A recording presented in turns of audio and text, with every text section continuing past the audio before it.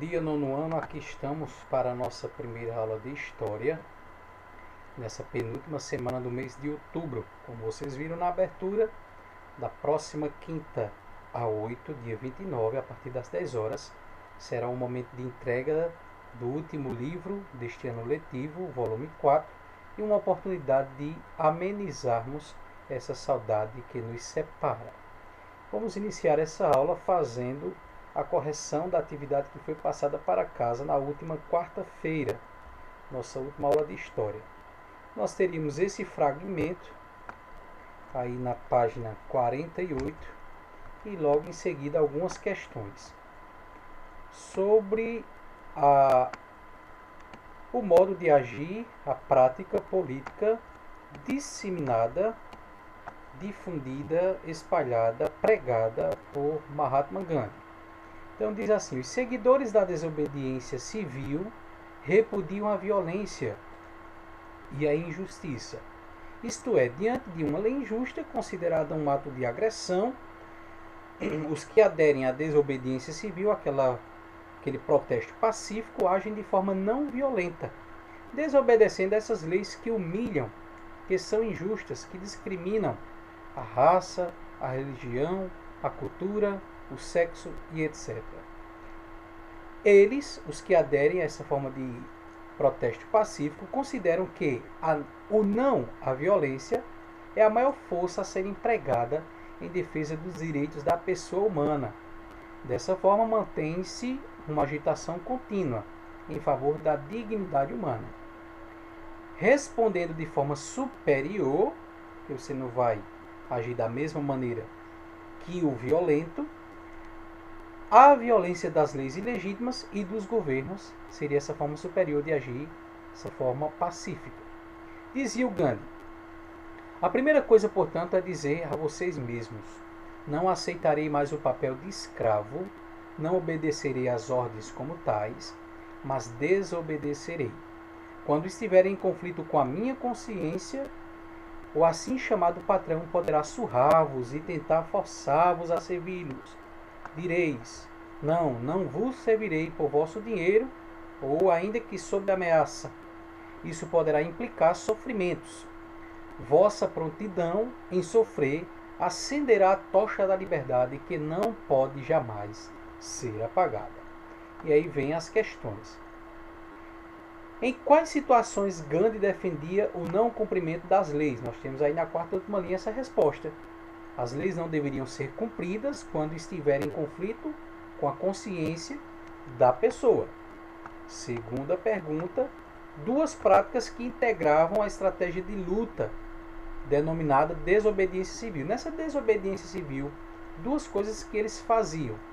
Já sabemos que eles não faziam responder com violência, responder com vandalismo, com depredação, quebrando as coisas, partindo para a agressão. Não, de uma forma pacífica. Então, duas práticas que integravam essa forma pacífica de resistência. O boicote, nós dizíamos na aula passada, ou seja, não adquirindo, não comprando, para assim afetar economicamente, não pagamento de impostos, fazendo greves e não colaborando com o sistema. Aqui nós citamos 4, mas ele pede somente 2. Você pode ter colocado uma dessas 4 formas: boicote, não comprando, não pagando impostos, fazendo greves e não colaborando com o dominador. Terceira pergunta e última: de que forma essa estratégia prejudicava os interesses ingleses na região? Ou seja, ao fazer alguma dessas práticas, como isso afetava o domínio inglês lá na Índia? Afetava sobretudo economicamente, dando uma queda no lucro e prejuízo para as empresas inglesas instaladas na Índia. Então afetava, prejudicava principalmente a economia dos ingleses. Seria mais ou menos essa resposta, você pode ter dito com outras palavras aí na questão 3. Dando continuidade, na página 49, ele tem ali uma seção troca de ideias. Se a gente tivesse presente em sala de aula, a gente poderia fazer esse debate e levantar registrar algumas conclusões. Sobre discordar do governo sem uso de armas ou de violência por uma postura pacífica. Se em nossos dias seria possível aplicar essa tática ainda hoje, fica aí lançada a questão. Visto o domínio inglês na Índia, vamos agora mais a leste no mapa para vermos a chamada região Indochina, que fica ali, como disse, a leste da Índia e a sudeste da China.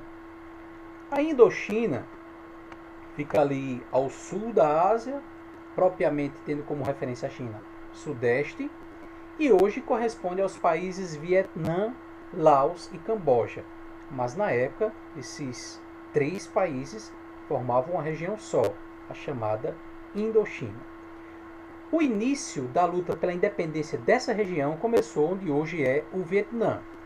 A Guerra do Vietnã foi aí depois da Segunda Guerra Mundial, o conflito mais longo que perdurou 31 anos. Terminada a Segunda Guerra Mundial, inicia-se esse conflito na região chamada Indochina, propriamente especificamente ali onde hoje é o Vietnã.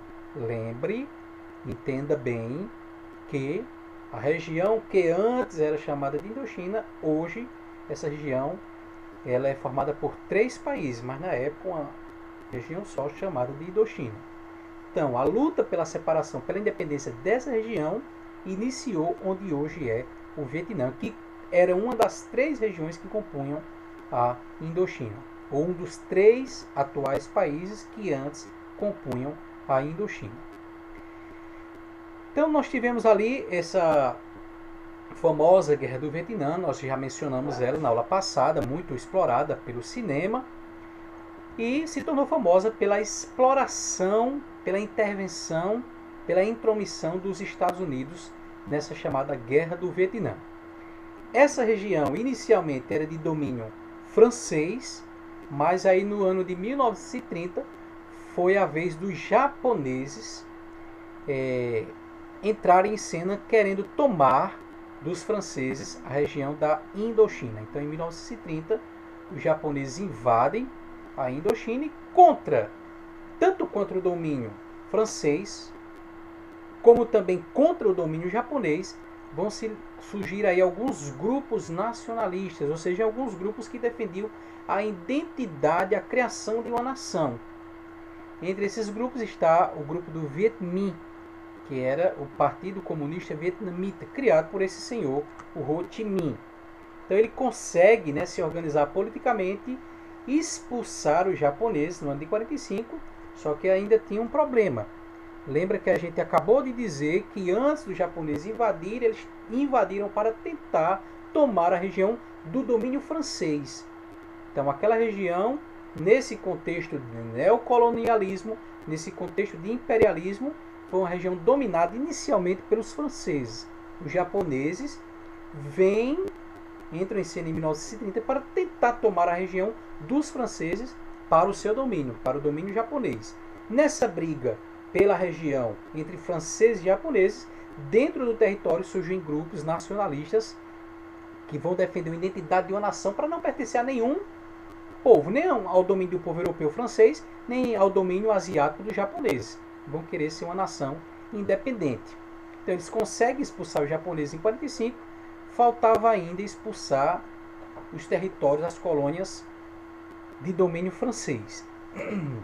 Então, esse grupo Viet Minh que expulsa os japoneses em 45, eles declaram a independência e aderem ao socialismo. Só que aí, na época, nesse contexto, aí, lembra que quando termina a Segunda Guerra Mundial, nós imediatamente entramos nesse período chamado de Guerra Fria. Então a França, aliada dos Estados Unidos, vai tentar retomar o domínio ali da Indochina. De modo que, em 1954, esse grupo nacionalista vietnamita, o grupo Viet Minh, lá do Vietnã, eles conseguem vencer os franceses também. Nessa derrota dos franceses vai acontecer a famosa Convenção de Genebra, ou seja, os franceses saíram também perdedores desse conflito, mas não totalmente. Por que não totalmente? Quando esse grupo nacionalista Viet Minh consegue expulsar os japoneses, vão lutar para também expulsar os franceses, acontece em 1954 essa chamada Convenção de Genebra, no ano de 1954. Nessa convenção, nessa reunião, o que ficou acordado? O que ficou decidido? Que a região que hoje é o Vietnã seria dividida em duas. O Vietnã do Norte, um país controlado lá pelo Partido Comunista Vietnamita, do Ho Chi Minh, a parte sul, Vietnã do Sul, ainda controlada pelos franceses até as próximas eleições, para que a população do sul do Vietnã decidisse qual seria o futuro do país Vietnã. Se seriam dois países, como atualmente é Coreia do Norte e Coreia do Sul, que teve uma história bem parecida com essa, a gente vai ver mais à frente, ou se uniria ao norte, enfim. A independência reconhecida seria apenas do Vietnã do Norte, seria também do país Laos e do Camboja. Então esses três países, Laos, Camboja e Vietnã, antes dessa convenção de Genebra, antes do ano de 1954, esses três países, Camboja, Laos e Vietnã, eram uma região só, chamada de Indochina. O que acontece? Lá na parte que hoje é o Vietnã, começa uma luta nacionalista pela independência da região, contra o domínio japonês, contra o domínio francês. Vem a Convenção de Genebra, em 1954, que decide a divisão do Vietnã em Vietnã do Norte, Vietnã do Sul. Vietnã do Norte é um país, Vietnã do Sul ainda vai decidir o que será, e a criação de outros dois países naquela região, o Laos e o Camboja.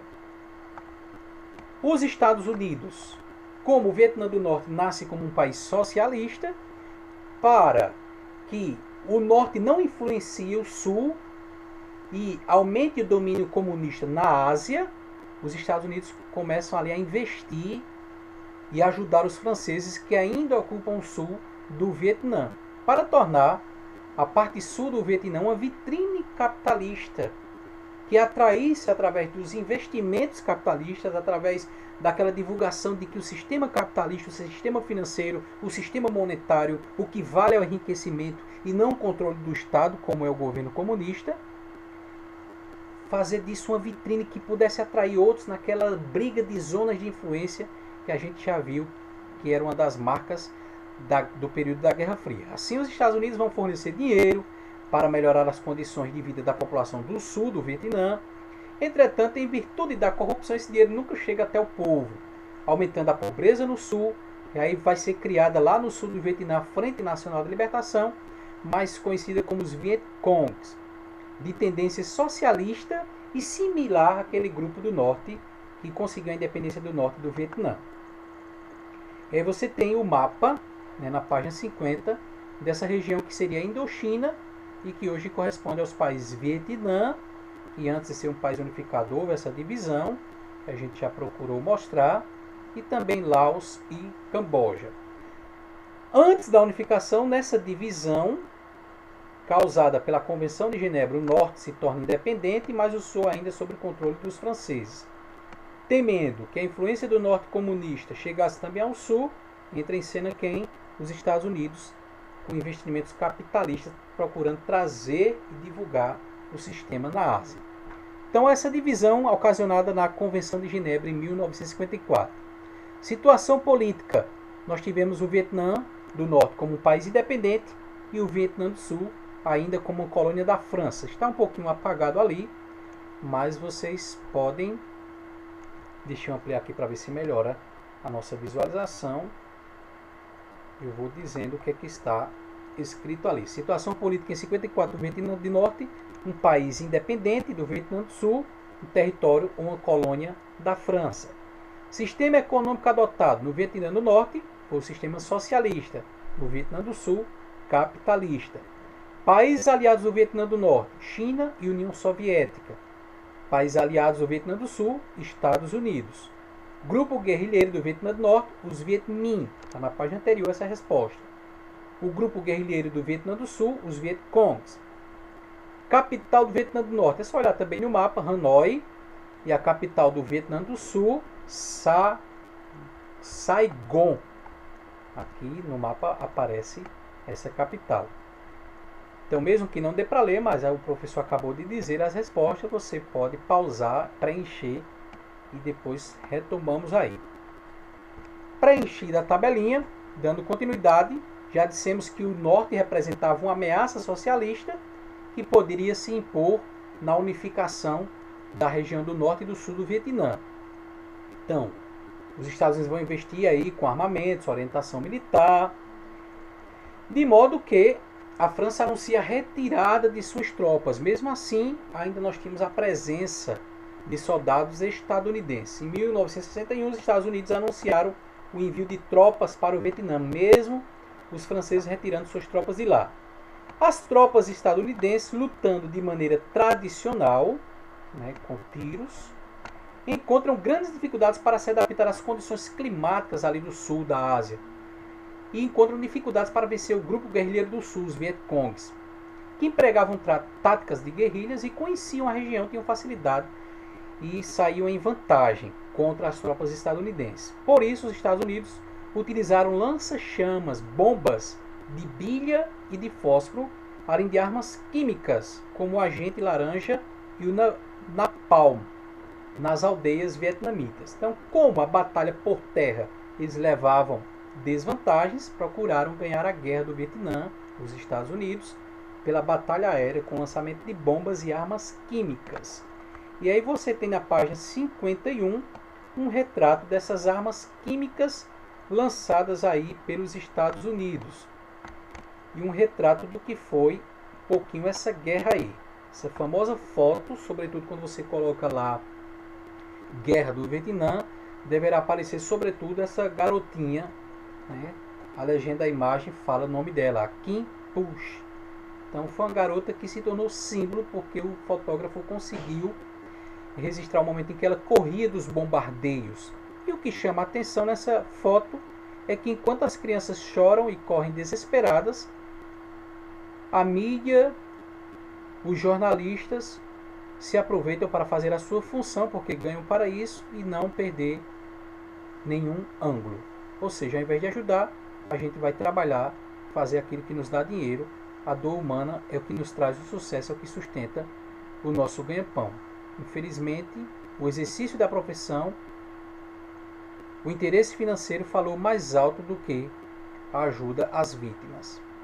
Então são cenas que correram o mundo na época, um registro fotográfico e televisivo também nessa época. A televisão já estava em voga, todos os lares, a maioria dos lares já tinham seus aparelhos, então podiam ver em tempo real as imagens transmitidas dessas cenas de violência dessa guerra, coisa que ainda não tinha na Segunda Guerra Mundial.